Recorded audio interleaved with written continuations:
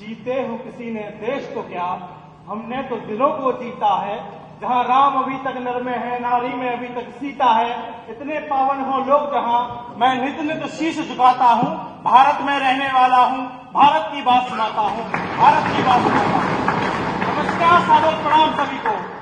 बाबा साहेब अम्बेडकर ने कहा था कि जो लोग अपना इतिहास नहीं जानते वे इतिहास नहीं बना सकते, और आज वही इतिहास भारतीय संविधान की 75 वर्ष पूर्ण होने का उत्सव मना रहा है। तो चलिए उसके कर्तव्यों प्रगति की यात्रा पर आपको लेकर चलता हूं।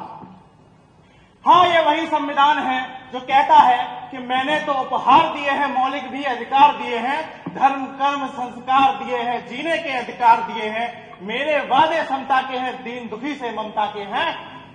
अरे जरा सोचकर देखिए उस दौर को जब चारों ओर अन्याय का अंधेरा था, शोषण की तलवारें चमक रही थी, परंतु हमारे युवा वीरों ने हार नहीं मानी।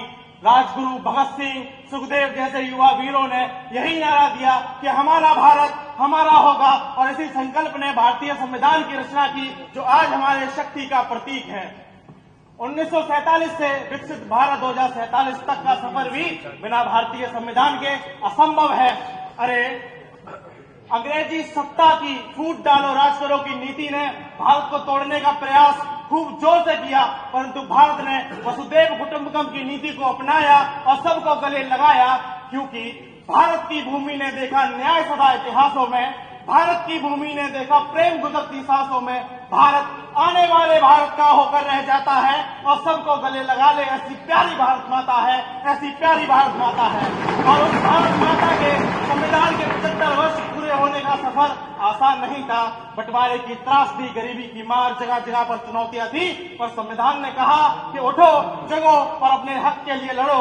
उसने हमें तलवार और ढाल दी, न्याय, स्वतंत्रता और समानता की। महोदय, जब मैं एक भारत श्रेष्ठ भारत को सोचता हूं तो माननीय अटल बिहारी वाजपेयी हृदय को खोल देते हैं कि आजादी अभी अधूरी है, कैसे उल्लास मनाऊं मैं, थोड़े दिन की मजबूरी है। दिन दूर नहीं, खंडित भारत को पुनः अखंड बनाएंगे, गिलगित से गारो पर्वत तक आजादी पर्व मनाएंगे। और स्वर्ण दिवस के लिए आज से कमर कसे बलिदान करें, जो पाया उसमें खो न जाए, जो खोया उसका ध्यान करें, जो खोया उसका ध्यान करें। और बात यदि युवा वर्ग की करूं तो आज की सभा इस बात को चीख चीख के बता रही है कि युवा वर्ग इतिहास के लिए कितना जरूरी है और भविष्य के लिए भी।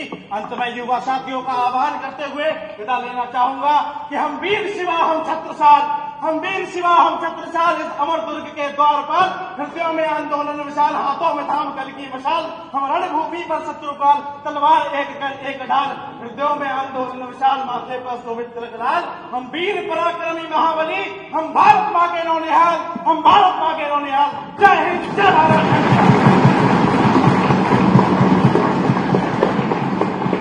ये प्रतियोगिता जारी रहेगी, लेकिन